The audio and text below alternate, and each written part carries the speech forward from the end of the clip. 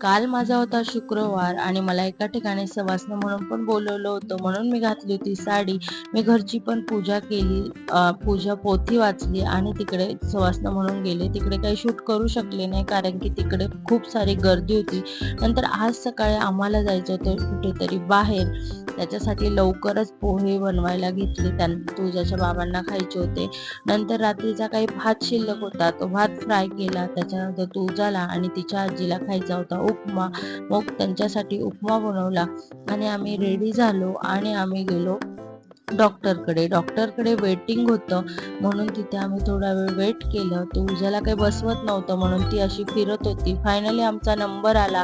तुळजाच्या बाबांना चेक केलं, ती डॉक्टरांशी बोलत होती. तेवढ्या वेळात तुळजाला असं वाटलं मला करता की नाही, ती आधीच जाऊन बसली. डॉक्टरांनी फायनली चेक केलं.